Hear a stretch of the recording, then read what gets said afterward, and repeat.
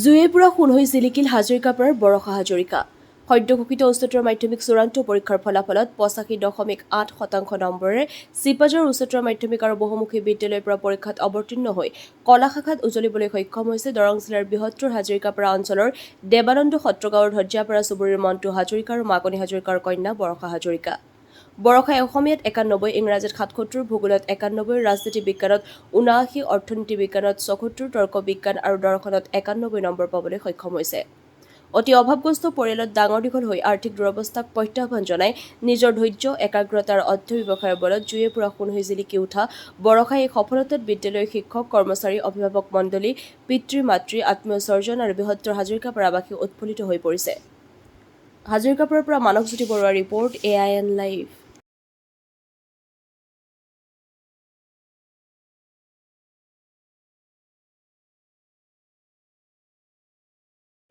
সদ্য ঘোষিত উচ্চতৰ মাধ্যমিক চূড়ান্ত পৰীক্ষাৰ ফলাফলত চিপাঝাৰ উচ্চতৰ মাধ্যমিক আৰু বহুমুখী বিদ্যালয়ৰ পৰা পৰীক্ষাত অৱতীৰ্ণ হৈ কলা শাখাত দৰং জিলাৰ বৃহত্তৰ হাজৰিকাপাৰা অঞ্চলৰ দেৱানন্দ সত্ৰ গাঁৱৰ ধজাপাৰা চুবুৰীৰ মণ্টু হাজৰিকা আৰু মাকনি হাজৰিকাৰ কন্যা বৰষা হাজৰিকাই ৮৫.৮% নম্বৰ পাই উজ্বলি উঠিবলৈ সক্ষম হৈছে। এটি দৰিদ্ৰ পৰিয়ালৰ সন্তান বৰষাৰ এই বৃহৎ সফলতাত অঞ্চলবাসী ৰাইজ উৎফুল্লিত হৈ পৰা পৰিলক্ষিত হৈছে আৰু বৰ্তমান মই বৰষা হাজৰিকাৰ গৃহত আহি উপস্থিত হৈছোঁ। মই বৰষাৰ সৈতে কিছু কথা পাতিব বিচাৰিছোঁ। তুমি সদ্য ঘোষিত উচ্চতৰ মাধ্যমিক পৰীক্ষাৰ যি ফলাফল তাত তুমি ৮৫.৮% নম্বৰ পাবলৈ সক্ষম হৈছা। তুমি বিষয়বিলাকত কিমানকৈ নম্বৰ পাবলৈ সক্ষম হৈছিলা?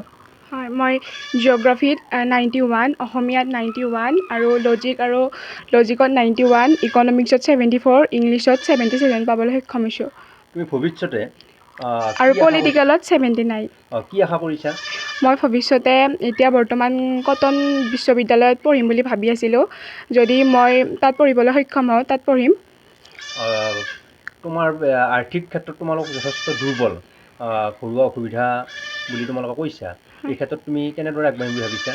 হয়, মই সৰুৰ পৰাই বহুত কষ্টত ডাঙৰ দীঘল হৈছোঁ। মোক মা দেউতাই বহুত কষ্টৰে পঢ়াইছে। আমাৰ ঘৰখনৰ অৱস্থা আৰ্থিক অৱস্থা বহুত বেয়া। তেনেকৈ হ'লেও মোক মা দেউতাই পঢ়াইছে আৰু ময়ো বহুত কষ্টৰে পঢ়িছোঁ সৰুৰ পৰা। আৰু এতিয়া তেনেকৈ ভাবিছোঁ কোনোবা যদি ব্যক্তিয়ে সহায় কৰে বা নিজৰ পৰাও কষ্ট কৰি হ'লেও তেনেকৈ পঢ়িম।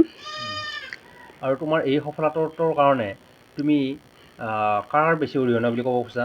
হয়, মোৰ প্ৰত্যেকজন শিক্ষাগুৰুৰে এই ক্ষেত্ৰত সহযোগ আছে। লগতে মোৰ মা দেউতাৰ সম্পূৰ্ণ সহযোগ আছে। মোৰো কষ্টবোৰ আছে এই ক্ষেত্ৰত। তুমি হাইস্কুল শিক্ষান্ত পৰীক্ষাটো যথেষ্ট ভাল ফলাফল লাভ কৰিবলৈ সক্ষম হৈছিলা। হয়, সেই সন্দৰ্ভত মই হাজৰিকাপাৰা নেহৰু স্মৃতি বালিকা বিদ্যালয়ৰ পৰা 80% লৈ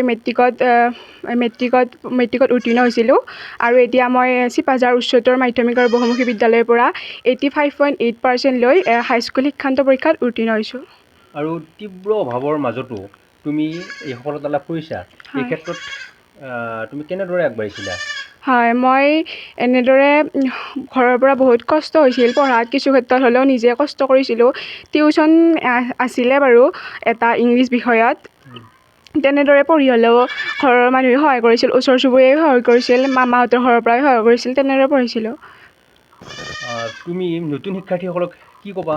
হয়, তেওঁলোকেও আমাৰ দৰে ভালকৈ পঢ়ক, আমাতকৈ যাতে ওপৰত যাব পাৰে, ৰিজাল্টবোৰ ভাল কৰক, যাতে আমাৰ অঞ্চলবোৰৰ নাম কঢ়িয়াই আনিব পাৰে, বিদ্যালয়বোৰৰ নাম কঢ়িয়াই আনিব পাৰে, তাকে বিচাৰোঁ। তেওঁলোকলৈ সেয়ে অনুৰোধ। অধ্যয়নৰ ক্ষেত্ৰত এই দৰিদ্ৰতা কেতিয়াবা প্ৰত্যাহ্বান হৈ থিয় দিব পাৰে নেকি? নোৱাৰে, কাৰণ সৰুৰ পৰাই আমি কষ্ট পাইছোঁ বহুত। ঘৰখনৰ আৰ্থিক অৱস্থা এনেকুৱা হ'লেও কেতিয়াও সেইবোৰ হেঙাৰ হ'ব বুলি ভবা নাই। পাৰিম বুলিয়ে চেষ্টা কৰি আগুৱাই আহিছোঁ, সদায় পাৰিম বুলি চেষ্টা কৰিছোঁ। তেনেদৰে সকলোৰে ক্ষেত্ৰত হেঙাৰ হ'ব নোৱাৰে। কিছুমানে অজুহাত হিচাপে লয় এই ক্ষেত্ৰত, কিন্তু কেতিয়াও প্ৰকৃততে এইটো ক্ষেত্ৰত হেঙাৰ হ'ব নোৱাৰে।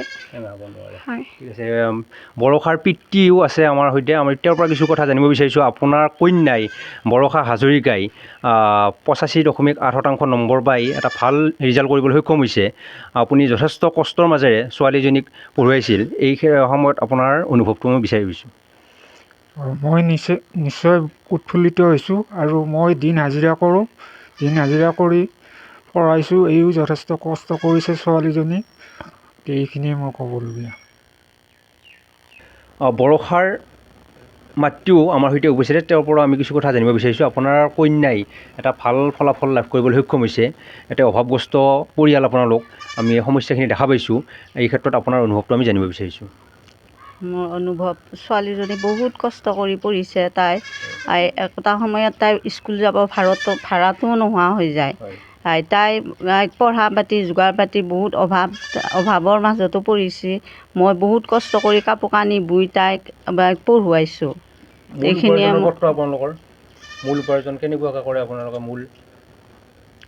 আমাৰ মালিকে দিন হাজিৰা কৰে, আৰু মই কাপোৰ বওঁ, সেনেকৈ চলি আছোঁ আৰু আমাৰ একো হেৰি নাই, বেলেগ পথ নাই। মোৰ সৈতে ইয়াতে বৰষাৰ প্ৰতিবেশী এগৰাকী ব্যক্তি আছে, তেওঁৰ পৰা আমি কিছু কথা জানিব বিচাৰিছোঁ। বৰষাৰ এই সাফল্যত একদম নথৈ আনন্দিত হৈছোঁ। তাই যথেষ্ট কষ্ট কৰিছে। দাদা আৰু বাইদেউৰ যথেষ্টখিনি অৰিহণা আছে। বহু কষ্টৰ মাজত যথেষ্ট পৰিমাণে তাই অভাৱ অনাটনৰ মাজত দেখিছোঁ, সৰুৰ পৰা দেখি আহিছোঁ। তাই বহুত কষ্ট কৰে, দাদা বাইদেউ যথেষ্টখিনি কষ্ট কৰে। আজি তাই ইমান ধুনীয়া এটা সাফল্যত আমি নথৈ আনন্দিত হৈছোঁ। ভগৱানে তাইক ভাল কৰক, এটা উজ্জ্বল ভৱিষ্যত কামনা কৰিছোঁ। আৰু তাই আৰ্থিক দুৰৱস্থা প্ৰত্যাহ্বান জনাই জুয়ে পোৰাখন হৈ জিলিকি উঠিছে বৃহত্তৰ হাজৰিকাপাৰা অঞ্চলৰ দেৱানন্দ গাঁৱৰ ধ্বজাপাৰা চুবুৰীৰ বৰষা হাজৰিকা। বৰষাই দেখুৱাই দিছে নিজৰ ধৈৰ্য, একাগ্ৰতা আৰু অধ্যৱসায় থাকিলে দৰিদ্ৰতা বা অভাৱ কেতিয়াও জীৱনৰ উত্তৰণৰ ক্ষেত্ৰত প্ৰত্যাহ্বান হ'ব নোৱাৰে। বৰষাৰ অনাগত দিনত যি মনৰ আশা, এই আশাই বাস্তৱ ৰূপ পাওক, তাকেই আমি AIN লাইভৰ পৰা আন্তৰিকতাৰে কামনা কৰিলোঁ। যিকোনো খবৰ আৰু বিজ্ঞাপনৰ বাবে যোগাযোগ কৰক 7896121996।